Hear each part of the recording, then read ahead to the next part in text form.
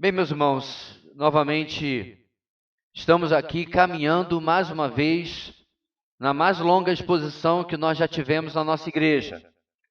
Exatamente por causa do tamanho do livro, um livro de 50 capítulos, nós estamos hoje chegando à mensagem número 63, 63ª mensagem de uma série que começamos há 17 meses, quase 18 já. E hoje, irmãos, nós vamos chegar ao capítulo 48, antepenúltimo capítulo do livro de Gênesis. A saga dos patriarcas está chegando ao fim através dos últimos dias desses homens, inclusive da história de José. E durante todo esse trajeto, irmãos, nós tivemos relembrando e repetindo este grande tema do livro de Gênesis, que eu quero convidar-nos mais uma vez, está quase acabando às vezes, vamos repetir essa frase, juntos, o tema do livro de Gênesis. Vamos lá? Apesar da maldade do homem, o soberano Deus gracioso o conduz à promessa da redenção. Promessa essa recebida lá em Gênesis capítulo 3, onde o descendente da mulher viria para esmagar a cabeça da serpente e resgatar-nos do pecado. Obviamente, nós sabemos que esta profecia se refere ao Senhor Jesus, ela não se cumpre, claro, em Gênesis, mas Gênesis é o começo, a sementeira onde Deus vai fazer isso, e sempre contrastando com as ações negativas, entenda-se, pecaminosas, dos homens, inclusive homens que nós aprendemos a admirar, mostrando, irmãos, que eles nada mais eram, nada menos do que como nós, pecadores que precisavam exatamente desta promessa da redenção. Bem, semana passada, irmãos, nós concluímos uma mensagem de 2 domingos, terminando o capítulo 46 e fizemos o capítulo 47, e nela o Senhor mostrou-se mais uma vez soberano e fiel, usando da sabedoria que ele havia dado a José, bem como da influência que ele havia ganhado no Egito, porque Deus o colocou ali, e Deus usou tudo isso. E como tudo que o Senhor havia feito, restaurou e fortaleceu a vida de Israel. Neste caso, nós estamos se referindo ao indivíduo, a Jacó, cujo nome foi mudado para Israel. Na mensagem de hoje, veremos mais exemplos de como Israel é realmente um novo velho homem. Como, apesar de velho na idade, ele está renovado em enxergar que o Deus de seu avô Abraão e de seu pai Isaque realmente nunca o havia abandonado. E sendo ele de carne e osso como todos nós, irmãos, os últimos 22 anos não haviam sido fáceis. E com certeza, agora ele está sendo renovado na confiança de que a promessa que ele havia ouvido desde que sentava no colo do seu avô Abraão, Deus iria manter até o fim.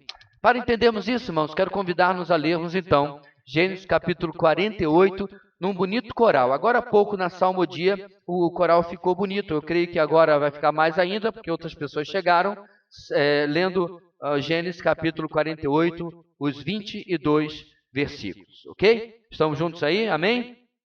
Ok, tem um pessoal que orou por um, falou por outros e tal, e assim vai. Gênesis 48, diz assim a palavra do Senhor juntos. Algum tempo depois, disseram a José, seu pai está doente, e ele foi vê-lo, levando consigo seus 2 filhos, Manassés e Efraim. E anunciaram a Jacó, seu filho José veio vê-lo.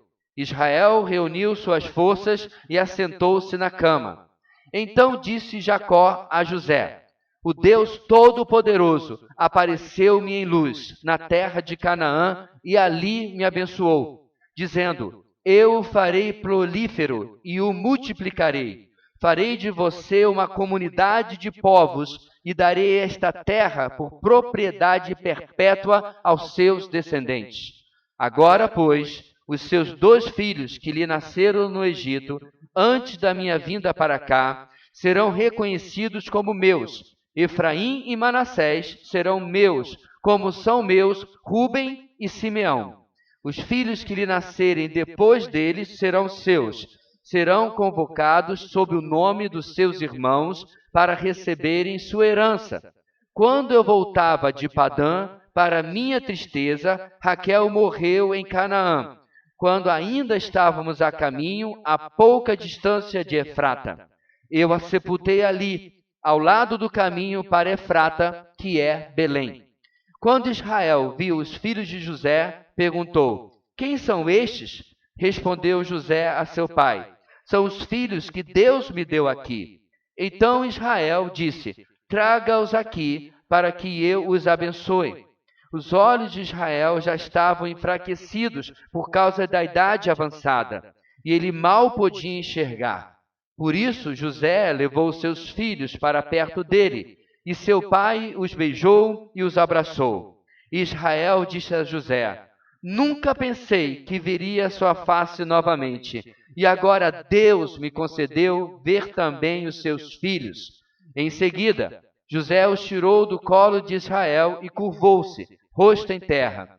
E José tomou os dois, Efraim à sua direita, perto da mão esquerda de Israel, e Manassés à sua esquerda, perto da mão direita de Israel, e os aproximou dele.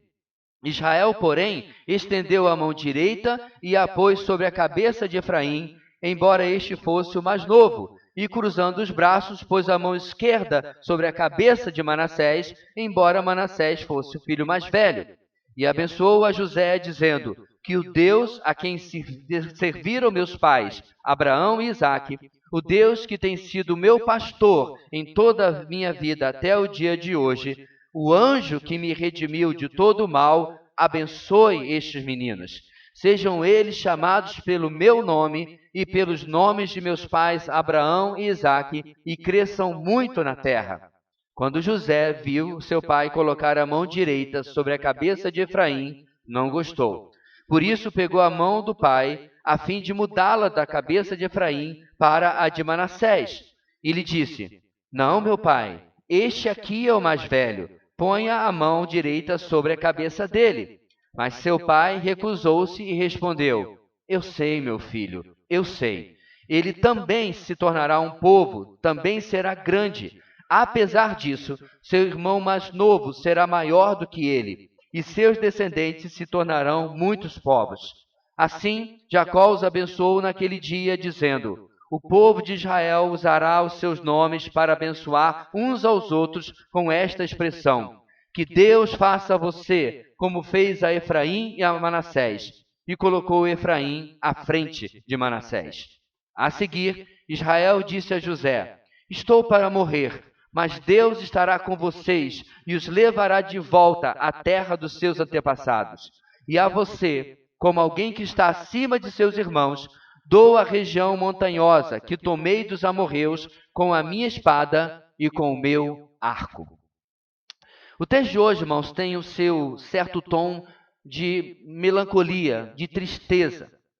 Mesmo em uma longa e abençoada vida, como a de Israel, como a de Jacó, 130 a 147 anos, que não sabemos exatamente onde estamos aqui, mesmo assim, a perspectiva da morte jamais será vista de uma maneira realmente positiva. Paulo chama a esta situação a morte de o último inimigo. Ele fala isso, e eu quero ler para os irmãos, no maravilhoso capítulo sobre a ressurreição, em 1 Coríntios capítulo 15. Lá ele diz, no versículo 24 a 26, então virá o fim, quando ele entregar o reino a Deus o Pai, ele, Cristo, entregar o reino a Deus o Pai, depois de ter destruído todo domínio, autoridade e poder. Pois é necessário que ele reine até que todos os seus inimigos sejam postos debaixo dos seus pés. O último inimigo a ser destruído é a morte. Pois bem, quem lida com este inimigo dificilmente lida com alegria. É um momento triste. Assim, Jacó, isto é, Israel, se aproxima da sua despedida. Sabemos que ele chegará a 147 anos, tendo vivido os últimos 17 anos no Egito. Então, não sabemos quando exatamente ocorreu este encontro com José, que lemos agora no capítulo 48, sendo que ele morre apenas no próximo capítulo, no capítulo 49. Espero não ter estragado para ninguém, porque você já leu esse texto na sua leitura anual. Amém. Pode ser, meus irmãos, que o texto que nós lemos, capítulo 48, tenha ocorrido logo depois da chegada deles, no começo desses 17 anos. E o 49 tenha sido 17 anos depois da chegada do Egito, nós não sabemos. Ou pode ser que a expressão que você tem bem no comecinho, algum tempo depois, não se refira a um pequeno espaço de tempo, mas a um longo espaço. Sendo como for, ao sentir a sua saúde declinando, em algum momento, nesses 17 anos, Israel foi visitado pelo seu filho José, que ouviu dizer que seu pai estava doente. E nesse encontro, saúde e doença são secundários. Leia o texto. Nada disso é mencionado, a não ser a perspectiva da proximidade da morte. Nada disso sobre saúde ou doença é mencionado. Isso é algo marcante no nosso texto. O futuro é mais importante do que o que se está passando no presente. Então, irmãos, a nossa grande ideia do texto de hoje nos ensina o seguinte: o andar sob os propósitos eternos de Deus nos leva a planos mais excelentes na vida. O andar sob os propósitos eternos de Deus nos leva a planos mais excelentes da vida, ou seja, planos mais importantes do que questões que lidamos aqui no dia a dia, inclusive saúde e doença. Bem, como cristãos, irmãos, nós vivemos entre mundos. Nós somos, nas palavras de 1 de Pedro 2,11, estrangeiros e peregrinos do mundo. Isso não evita que precisemos sobreviver neste mundo, conviver em sociedade, lidar com as questões para a nossa vida. O problema é quando o nosso apego a este mundo ultrapassa o apego ao querer do Senhor aqui e o apego à nossa vida na eternidade, ou seja, no próximo mundo. Uma vida aqui, porém, pautada pela eternidade, precisa ser o nosso alvo e o nosso anseio. Isso vai ser exemplificado, irmãos, das mais diversas formas. E hoje queremos ver como podemos ver isso na vida de Israel e aplicar às nossas vidas. Como ele, no momento do ocaso, do final da sua vida, olha para coisas mais excelentes, preocupado com os que ficam muito mais do que com a sua situação. Portanto, o andar sobre os propósitos eternos de Deus nos leva a planos mais excelentes na vida. Em primeiro lugar, queridos, nós vamos caminhar do versículo 1 até o versículo 7. E a palavra de Deus de hoje vai nos ensinar, em primeiro lugar, o seguinte: os propósitos eternos de Deus nos ajudam a desenvolver uma fé madura para o futuro. Os propósitos eternos de Deus nos ajudam a desenvolver uma fé madura para o futuro. Como nós já mencionamos na nossa introdução, no verso 1, vemos que depois de um tempo indeterminado, José vai ver seu pai levando seus filhos ao saber que ele está doente. José certamente vivia próximo ao palácio, lá na capital, enquanto o seu pai e demais parentes viviam isolados na terra de Gósen, que havia sido separada para eles, como nós vimos nas mensagens anteriores.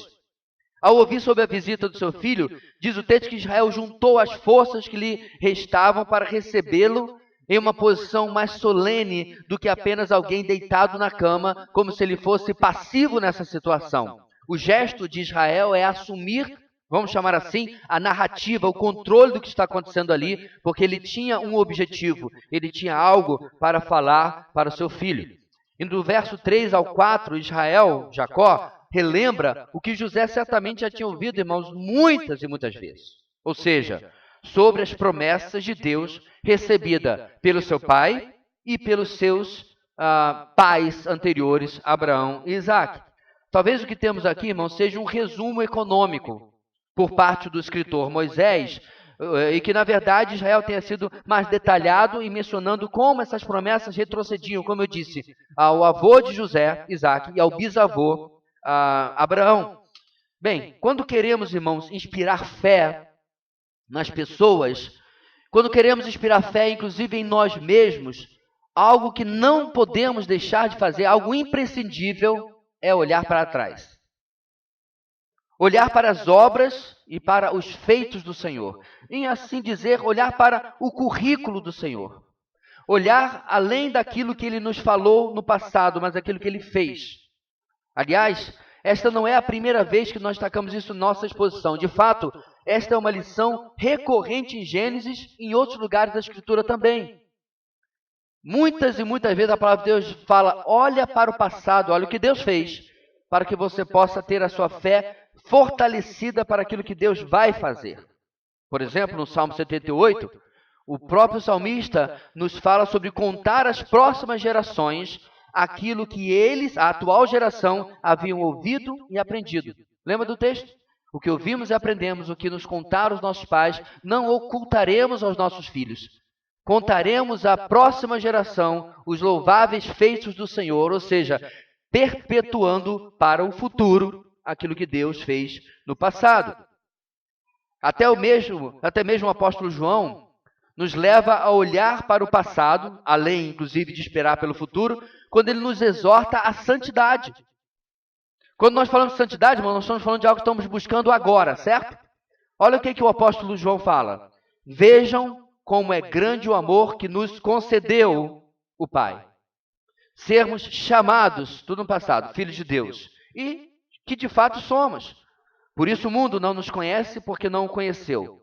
Amados, agora somos filhos de Deus, e ainda não se manifestou o que havemos de ser. Mas sabemos que quando Ele se manifestar, futuro, seremos semelhantes a Ele, pois o veremos como Ele é. Agora olha o que ele faz com o presente. Todo aquele que nele tem esta esperança, purifica-se a si mesmo, assim como Ele é puro. Você olha para o passado pelo o que Deus fez por você, e você responde como? Com religiosidade? Com culto mais bonito?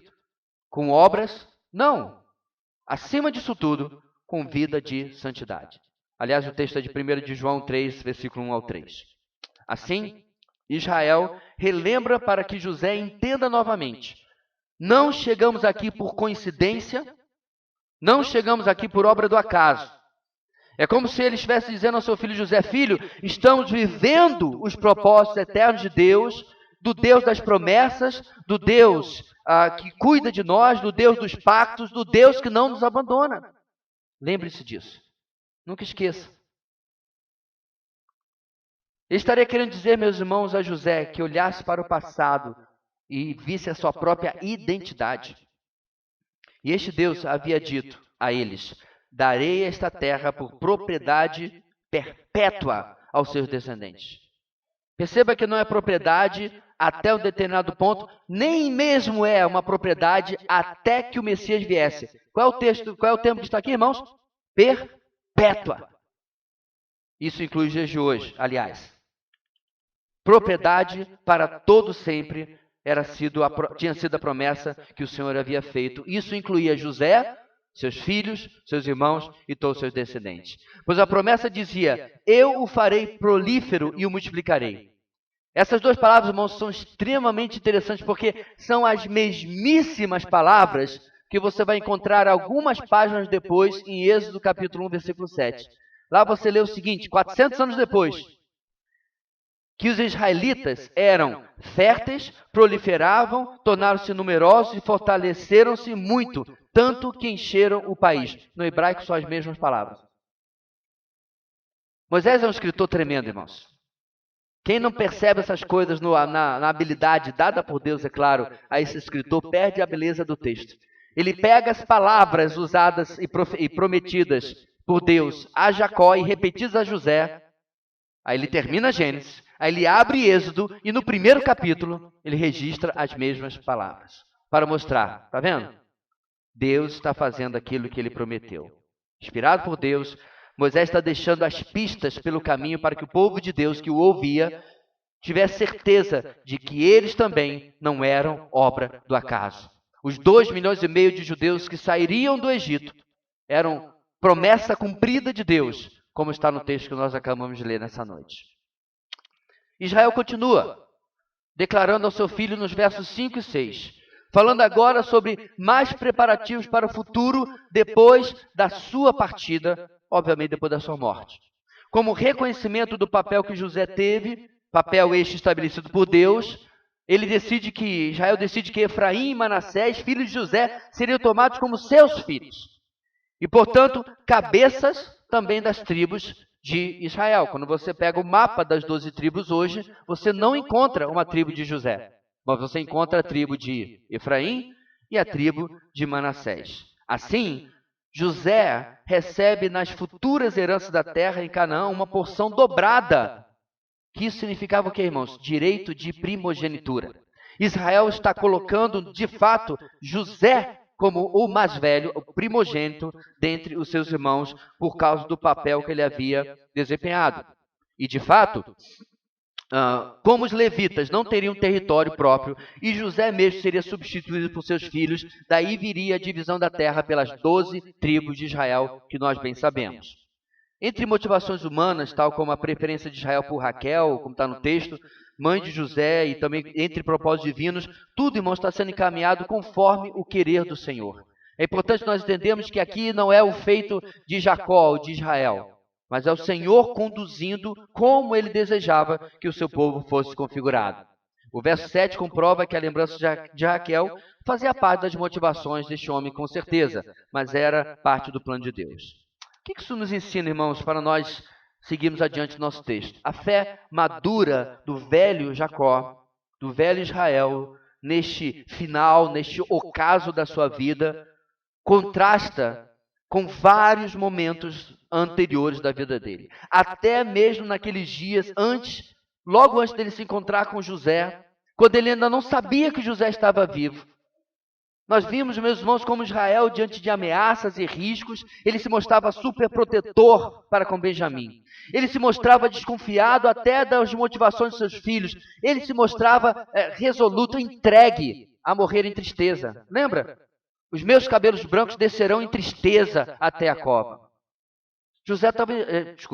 Jacó estava entregando o jogo, estava jogando a toalha, sobre o peso das lutas e dificuldades da sua difícil caminhada.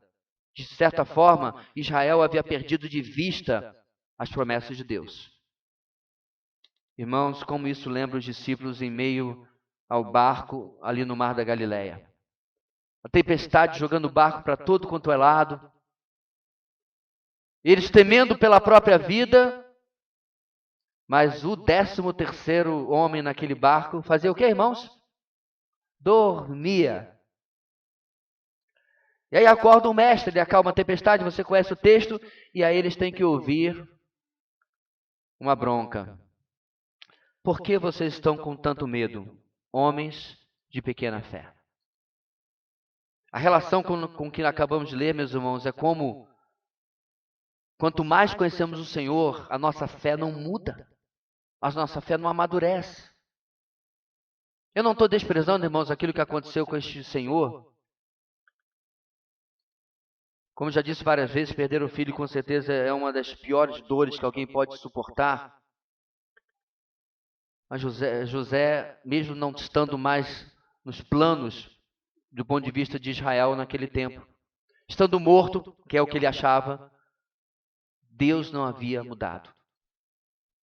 E agora que o Senhor começa a restaurar as coisas da sua vida, Israel começa a perceber, provavelmente lá no fundo do seu coração, como eu fui tolo em duvidar do que Deus estava fazendo.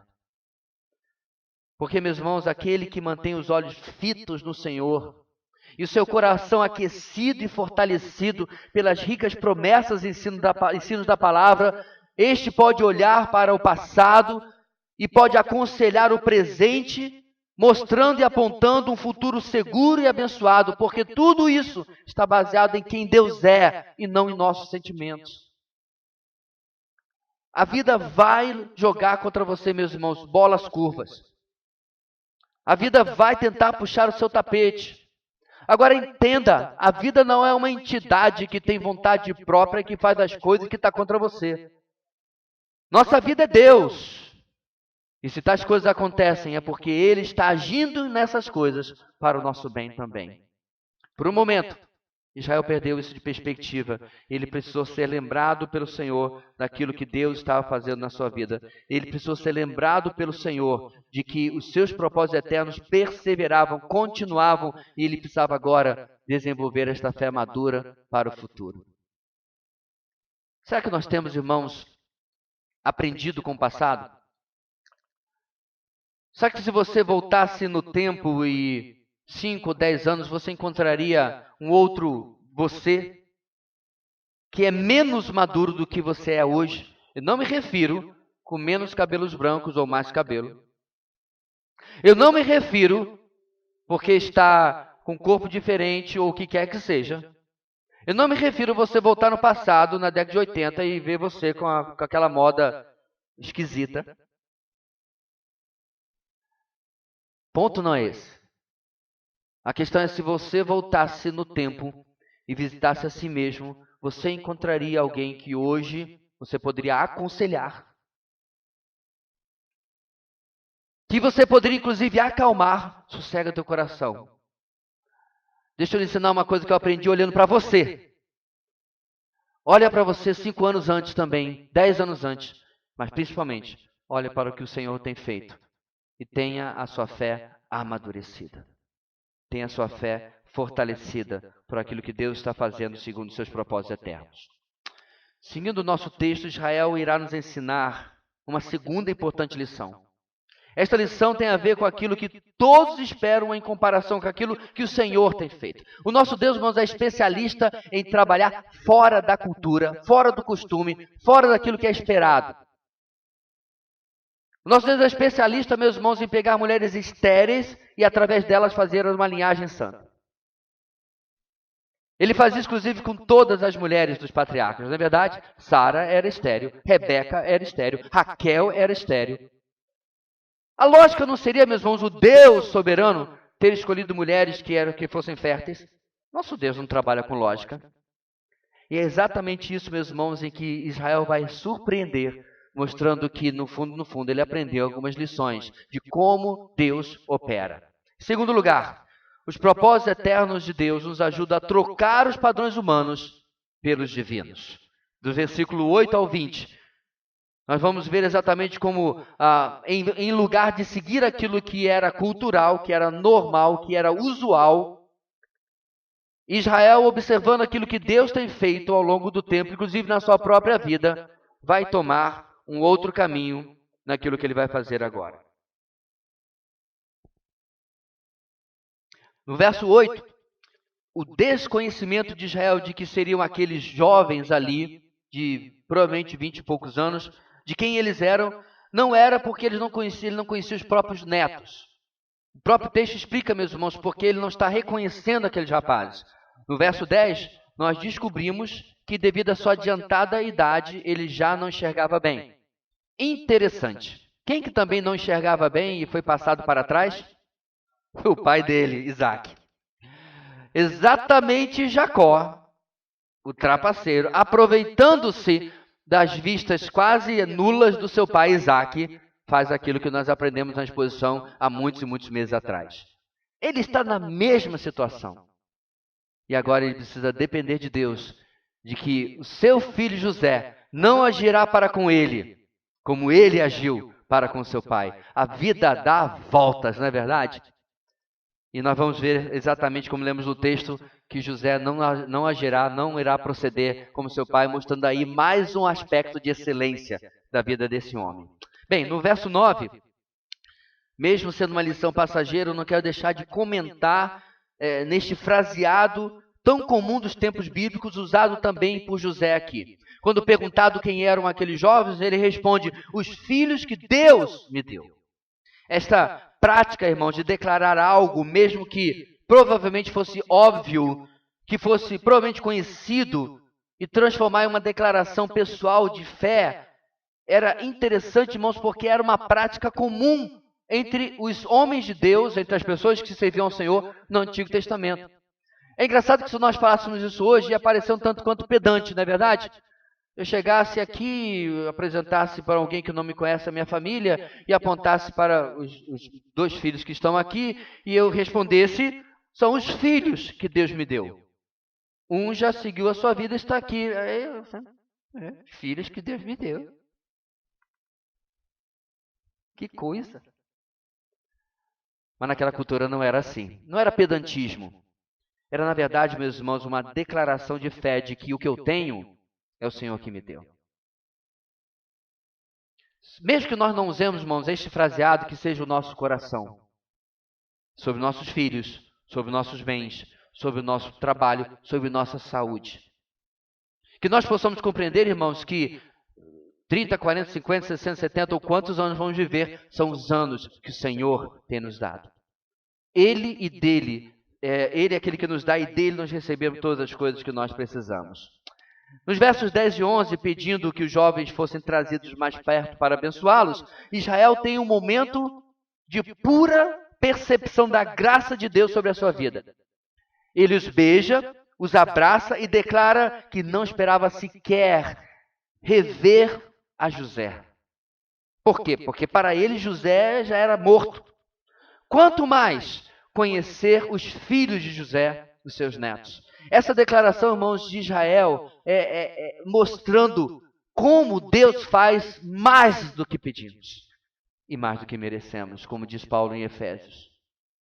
A bênção sobre nossas vidas sempre é maior quando ela é uma surpresa. Quando ela é algo, meus irmãos, que de fato e em verdade nós não esperamos, como se Deus nos devesse alguma coisa. Quando a bênção não é algo que arrogantemente esperamos e achamos que temos algum direito. A bênção, irmãos, ela é aumentada, ela é maiúscula. Quando nós entendemos que é o Senhor sendo gracioso em estender a sua mão para nós. Tal como a viúva, pobre e destituída na história contada na pregação de Charles Spurgeon. Ela, ao ser presenteada com um simples pão, ela não reclama por que você não trouxe também queijo e presunto. Ela não acha que a pessoa fez mais do que a sua obrigação, porque tinha mais do que ela. Ao receber aquele pão, a declaração é, tudo isso e ainda Cristo. Ou seja, a sua declaração é, eu tenho recebido mais do que eu mereço, mesmo sendo uma viúva pobre e destituída.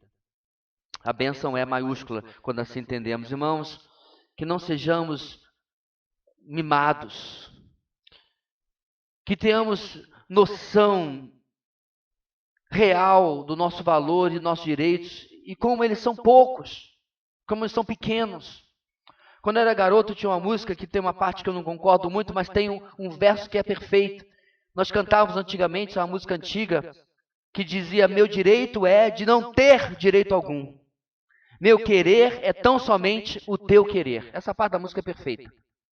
Porque assim deve ser, meus irmãos, o nosso sentimento. Porque, como eu disse, vendo-nos assim, quando Deus nos abençoa, com muito ou com pouco, nós somos muito mais gratos, somos surpreendidos pela graça de Deus. No verso 12, a versão que nós usamos na nossa igreja, ao traduzir o tirou do colo de Israel, passa a ideia de que necessariamente se tratavam de crianças. Contudo, irmãos, não é a única tradução possível desse texto. Provavelmente significa que eles estavam próximos da onde ele estava sentado. Estavam próximos para ser atendidos ali, ser socorridos ali. Contudo, provavelmente eles nasceram, irmãos, entre os primeiros anos de fartura. Né? E não sabemos exatamente onde estamos ao longo da vida de Israel. Portanto, podemos entender aqui que eles eram provavelmente talvez adolescentes ou até jovens, então não temos a idade exata do que ele está. O que entendemos aqui, irmãos, é a graça de Deus em responder à necessidade deles dentro da sua tenra idade. E diante, meus irmãos, da declaração, por que eles foram afastados?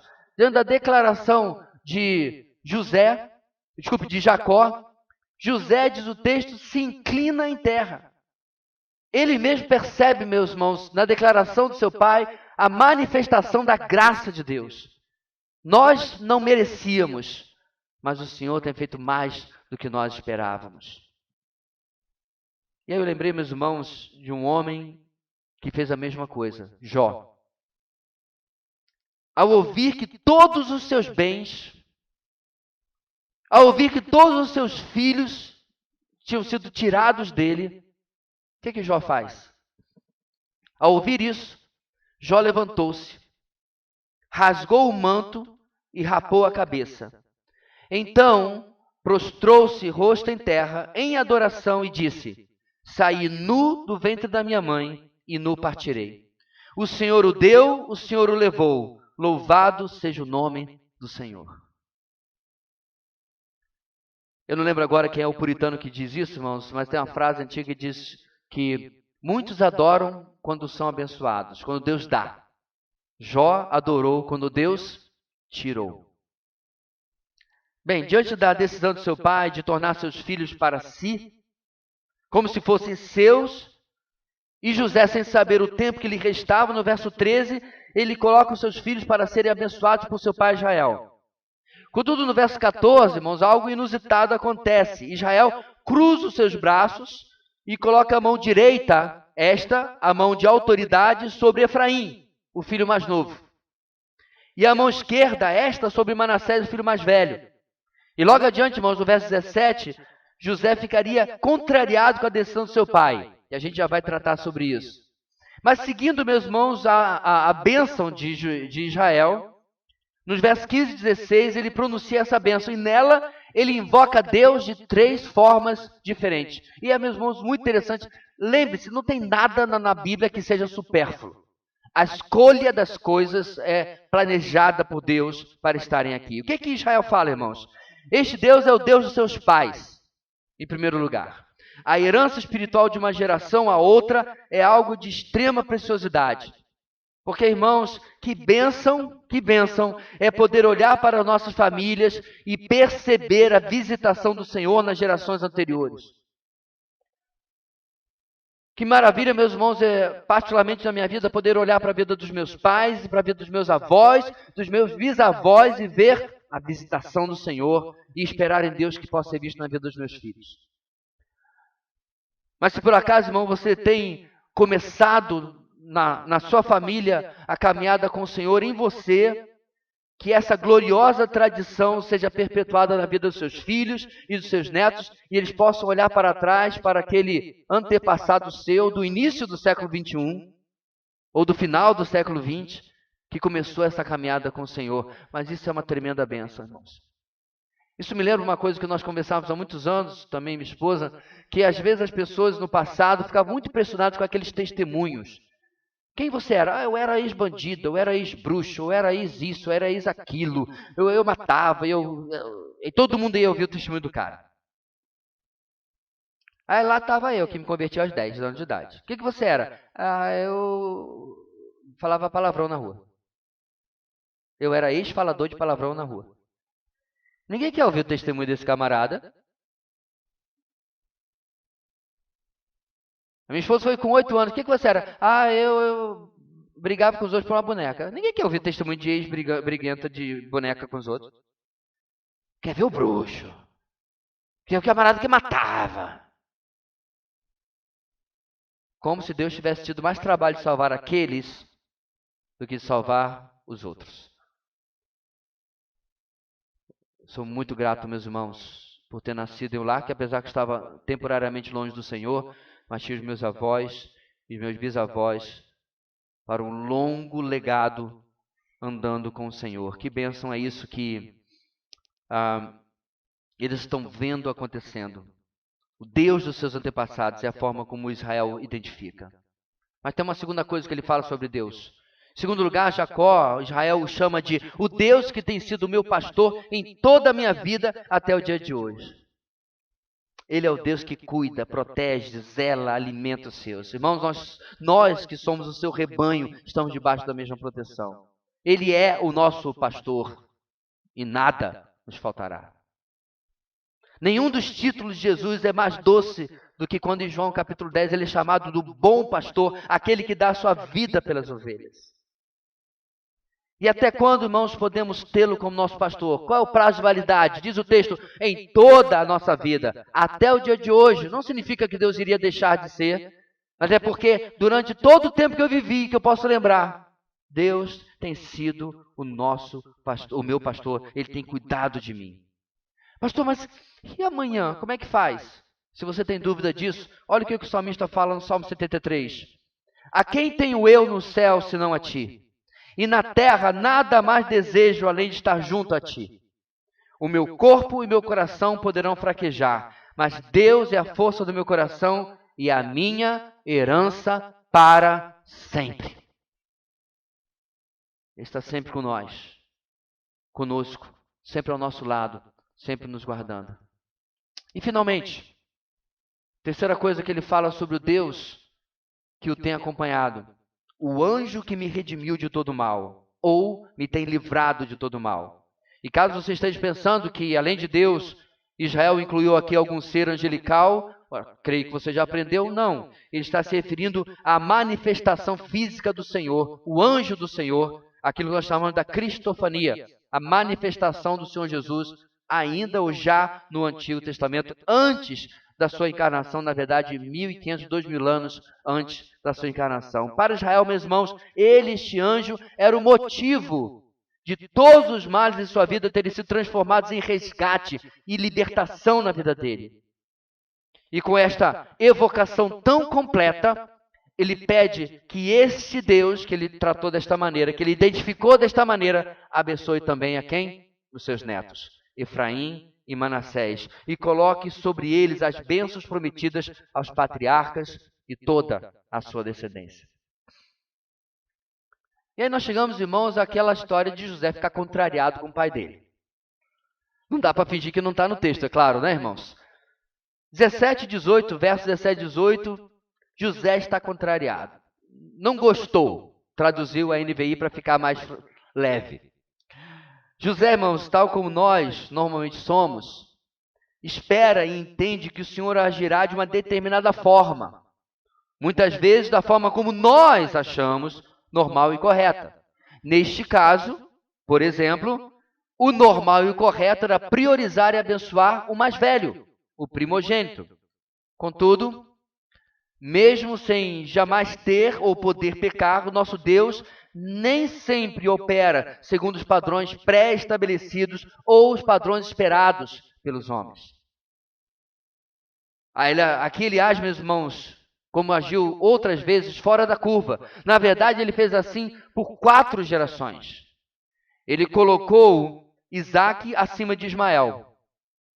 Ele colocou o próprio Jacó, que estamos vendo aqui no nosso texto, Israel, acima de Esaú.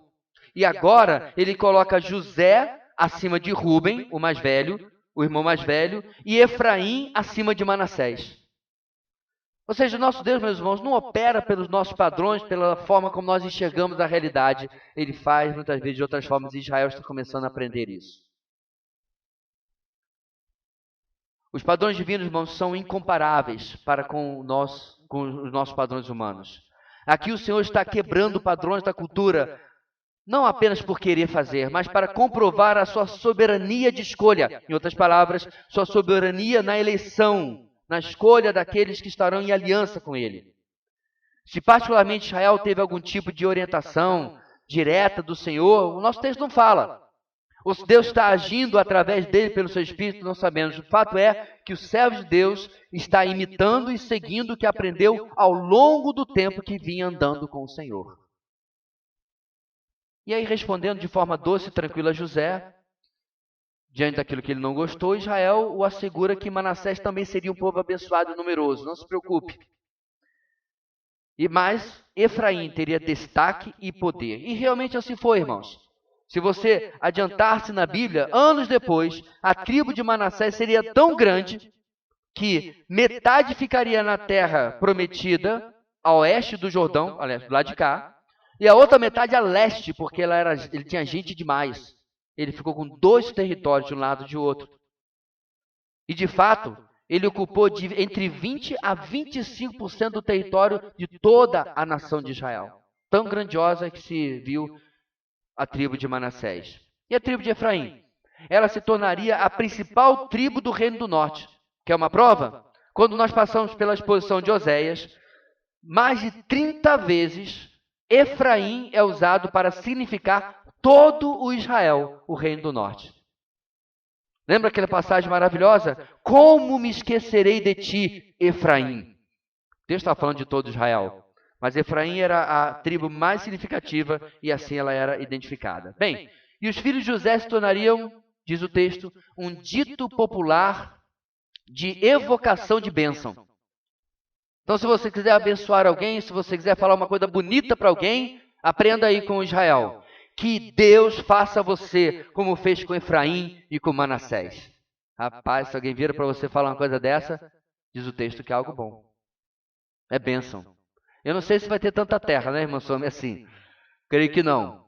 Mas com certeza as palavras de Israel procedem. Como podemos ousar, irmãos, em confiar que os caminhos, os padrões e as decisões de Deus não são melhores. Como podemos ousar e não confiar nisso? Mesmo quando parece que há pessoas que nos pressionam para o outro lado, temos que confiar não naquilo que todo mundo faz, mas naquilo que o Senhor faz. A resposta é simples e complexa ao mesmo tempo. Por que não confiamos? O problema nosso é fé. Isto é, falta confiança no que Deus diz e no que Deus ordena. Por isso, irmãos, que o autor de Hebreus, inclusive, registra este momento como o exemplo da fé na vida de Israel. Em Hebreus capítulo 11, versículo 21, pela fé, Jacó, à beira da morte, abençoou cada um dos filhos de José e adorou a Deus, apoiado na extremidade do seu bordão. Ele abençoou pela fé, por quê? Porque ele cria naquilo que Deus estava fazendo no futuro, naquilo que Deus faria na vida deles. Nas palavras do comentarista Alan Ross, os crentes que amadurecem na fé, através de uma vida inteira de experiências na qual Deus os apacentou e os libertou, não importa quão difícil tenha sido o processo de amadurecimento, podem discernir com confiança e propósito e o plano de Deus para o futuro. O ponto aqui, meus irmãos, do comentarista é: eu aprendo a escolher, a confiar no jeito de Deus e não no meu jeito. E Deus, meus irmãos, constantemente fala conosco: você tem dado cabeçada, você tem dado murro em ponta de faca, você tem chamado o urubu de meu louro. Para! Tenta do meu jeito. O jeito de Deus, meus irmãos, às vezes pode ser controverso, porque certamente Ele não vai pedir que a gente faça exatamente o que Israel fez aqui. Não é este o ponto da mensagem, não é este o ponto deste ponto.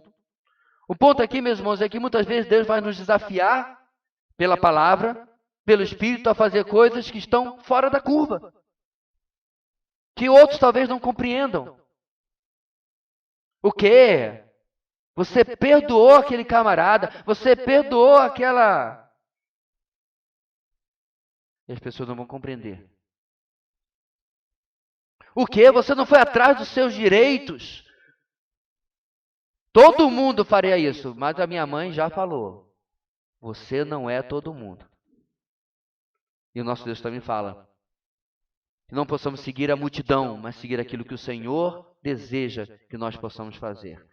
Aliás, lembre-se, irmãos, nem toda porta que se abre tem uma mão perfurada na maçaneta.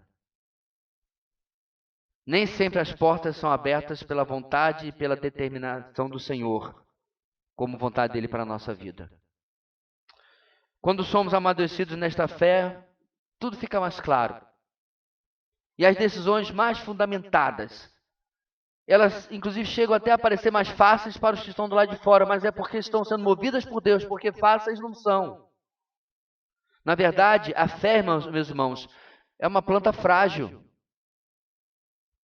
Mas ela pode ser guardada da fragilidade. Como? Se ela for aguada e alimentada constantemente, aí ela se torna imortal e impossível de ser destruída. E Israel já sabe, a essa altura da caminhada, que ele precisa fortalecer essa fé, porque os próximos anos, na vida dos seus descendentes, não serão fáceis. Então, ele começa através da vida de José, e esses são os versículos 21 e 22, encerrando o nosso tempo de hoje. Os propósitos eternos de Deus nos ajudam a tomar posse pela fé.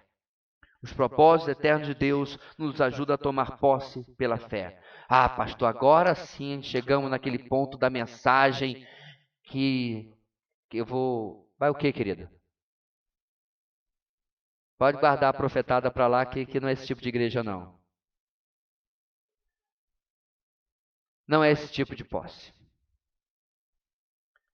Tomamos posse pela fé daquilo que Deus nos fala para tomar posse pela fé. No primeiro, segundo e terceiro século em especial, meus irmãos, nossos irmãos tomaram posse pela fé da perseguição, do martírio e do sofrimento. Ah, essa unção eu não quero. Eu sei. A gente quer a prosperidade, a gente quer a saúde, a gente quer a resposta da oração segundo aquilo que nós queremos. Não é isso que esse texto está falando. Percebam que o que fala Israel nos últimos versículos é ligado com aquilo que Deus já havia prometido e feito na sua história. Vamos ver? Nessa porção final, depois de abençoar os filhos de José e já tendo apontado pela fé quanto ao cumprimento das promessas de Deus, Israel retoma ainda mais essa questão e reforça essa questão com dois eventos futuros que ele trata como fatos consumados. É isso que a fé faz, irmãos. Olha como o Senhor, através de Paulo, fala através da nossa salvação. E aqueles que ele chamou, passado, também predestinou, passado, a ele justificou, passado, e a eles, qual é o último verbo, irmãos? Alguém me salve. Glorificou, muito obrigado. Passado. Você já desencarnou por acaso? Não, né? Mas aos olhos do Senhor, porque Ele é o autor da fé. A sua glorificação já é passada. E tem gente que acha que pede salvação. Atenção, anjo, cancela a glorificação do fulano, porque... Não, irmãos. O Deus que não pode mentir tratou a sua eternidade como fato consumado em verbo passado. Deve ser nesse momento que o pessoal tem vontade de dar uma sapateada, porque é isso, irmãos, é bênção do Senhor guardando a nossa vida. Está duvidando? Hebreus capítulo 11, versículo 1. Ora, a fé é a certeza daquilo que esperamos e a prova das coisas que não vemos. Por isso que ele trata daquilo que ele vai falar sobre o futuro, que vai acontecer inclusive muito depois da sua morte. Por isso que ele trata como fatos consumados. Mais adiante, no mesmo texto de Hebreus capítulo 11, o autor de Hebreus cita exatamente os patriarcas como exemplo do que é essa fé em fatos consumados futuros. Pela fé, Abraão, quando chamado, obedeceu e dirigiu-se a um lugar que mais tarde receberia como herança, embora não soubesse para onde estava indo. Pela fé, peregrinou na terra prometida como se estivesse em terra estranha. Viveu em tendas, bem como Isaque e Jacó, co-herdeiros da mesma promessa. Irmãos, nenhum deles tomou posse da terra. Levaria ainda, depois da morte deste homem, 400 e tantos anos, até que eles finalmente tomassem posse nos dias de Josué da terra prometida. Verso 21, primeiro. Israel declara o inevitável. Ele estava prestes a morrer. Como sabemos, irmãos, não há como dizer quanto tempo passa entre este capítulo e o próximo, que é quando de fato ele morrerá. Podem até ser narrativas consecutivas, ou seja, uma coisa aconteceu, depois a outra no mesmo espaço de tempo, mas nós não temos como ter certeza de qualquer fato, quer sejam horas, dias ou anos, ele morreria. E em seu discurso final, aos seus olhos, Israel nos mostra que a convicção da eternidade, a convicção do cumprimento das promessas de Deus nos coloca em uma perspectiva elevada diante da morte. A morte é um fato da vida, mas a promessa de Deus está acima disso. Quanto mais, irmãos, quando nós hoje estamos em uma posição ainda mais privilegiada do que o próprio Israel e todos os santos do Antigo Testamento. Por que eu estou dizendo isso, irmãos? Porque, de fato, o último inimigo foi derrotado. Nas palavras de John Owen, nós conhecemos a morte da morte na morte de Cristo. Para Israel ainda era a promessa que viria, cumprindo Gênesis capítulo 3. Para nós é a promessa que já se cumpriu. E a morte já foi destruída na vitória de Cristo, na cruz de Cristo. Em seguida, Israel declara que a sua ausência era certa, era inevitável. Mas outra coisa também certa e inevitável é que o Senhor estaria com eles. É muito interessante, meus irmãos, como ele trata fato e fato. Eu vou morrer e Deus está com vocês. Que ele ia morrer era um fato biológico inegável, mas para ele, que Deus estava presente, também era um fato inegável. A semente santa não ficaria desamparada nem ameaçada, e nunca ficou nem com a morte de Abraão, nem com a morte de Isaque antes. Irmãos, o mesmo vai acontecer agora. Não são os homens, prestem bem atenção, irmãos, não são os homens que mantêm os propósitos e a obra de Deus andando em frente. Antes é o próprio Deus. É a garantia da presença dele conosco. E é dessa garantia de onde tiramos nossas forças para seguir adiante, até mesmo em face da morte. Teve um pastor que morreu deixando a sua igreja. E alguns irmãos mais abalados perguntaram para os diáconos, para os líderes da igreja: irmãos, o que vamos fazer agora? E a liderança daquela igreja respondeu: o mesmo que fizemos todos esses anos. Porque a obra do Senhor não depende dos homens que Ele usa, mas do Senhor que usa. Quando, meus irmãos, o povo de Deus se mantém fiel à palavra do Senhor, os homens passarão, mas a obra continuará. O grande e enorme erro da nação de Israel foi se esquecer disso. Quantas e quantas vezes, irmãos, nós já vimos isso na exposição de Juízes. Deus levantava pela sua misericórdia aquele homem, porque o povo pedia. Mas só se mantinha fiel durante a vida daquele homem. Era aquele homem morrer e o povo de Israel voltava às práticas desprezíveis que haviam trazido o julgamento do Senhor sobre eles. Não aprenderam nada. Que nós possamos, irmãos, perceber que o Senhor vai usar sempre aqueles que Ele quiser e se colocar debaixo da sua direção.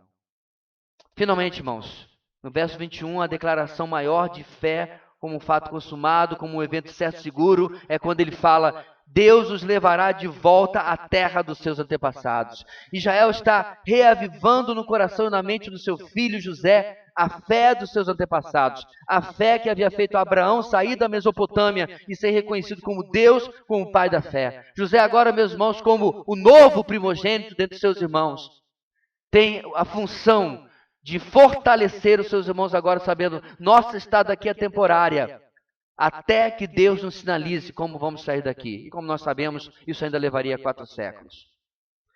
E para terminar, irmãos, o verso 22. Israel recompensa José com algo que seus descendentes usufruiriam. Literalmente, o texto diz: eu te darei uma porção a mais do que a seus irmãos.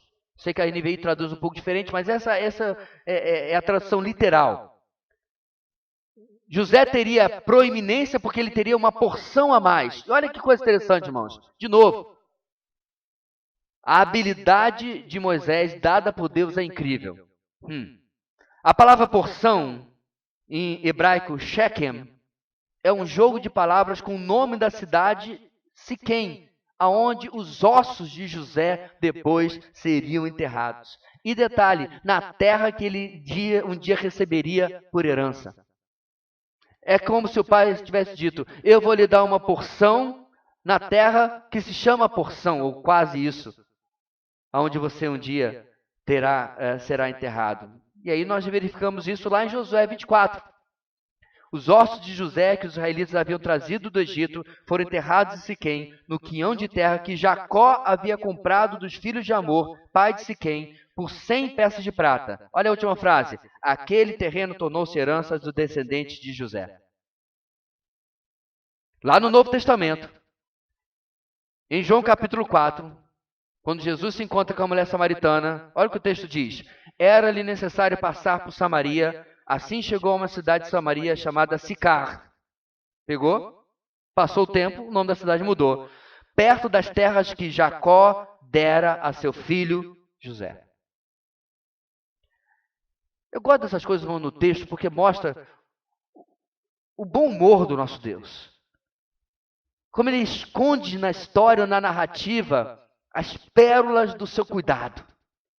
Como ele coloca aquilo ali para que a gente possa verificar e dizer: esquece esse tal de acaso, ele não existe.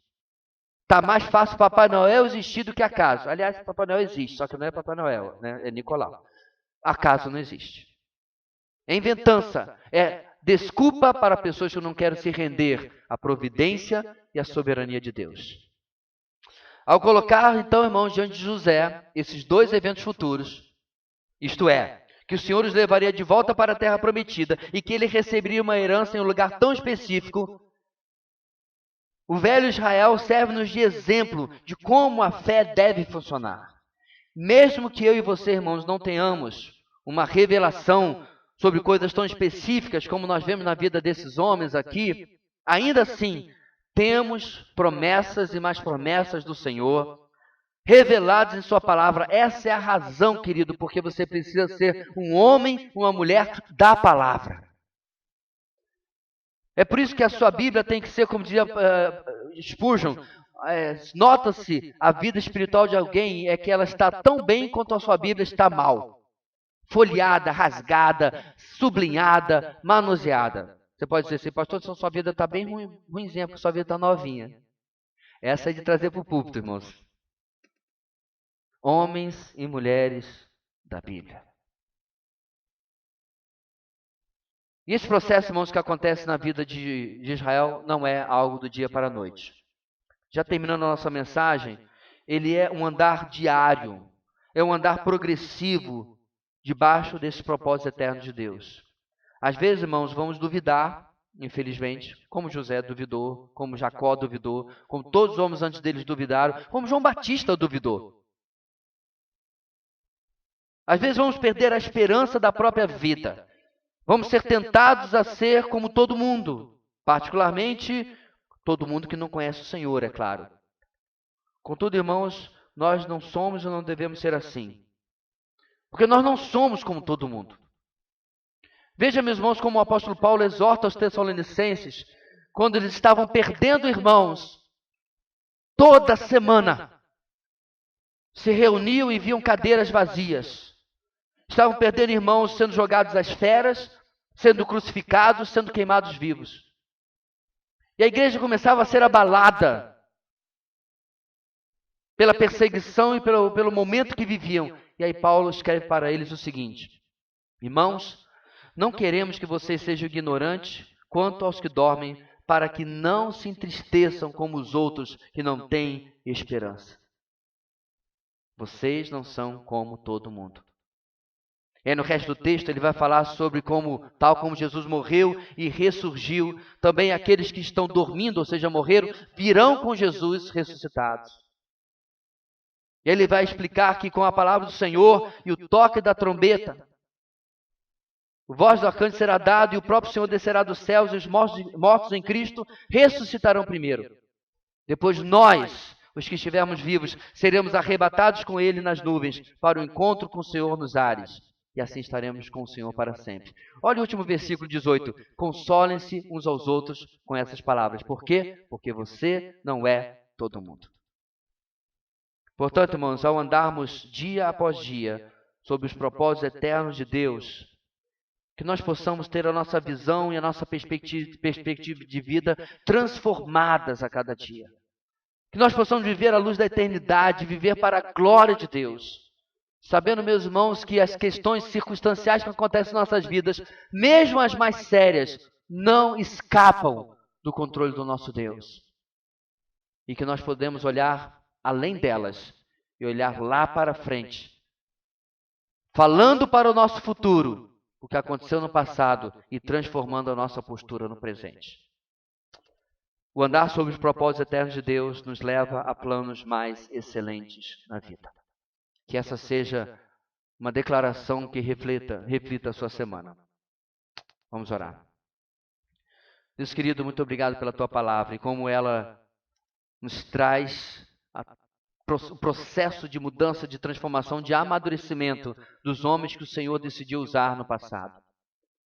Obrigado, Deus, por iluminar nossas mentes e corações para enxergar na tua palavra minúcias, detalhes que mostram o teu cuidado com a tua bendita palavra. Que nós possamos, ó Deus, nosso dia a dia valorizar isso.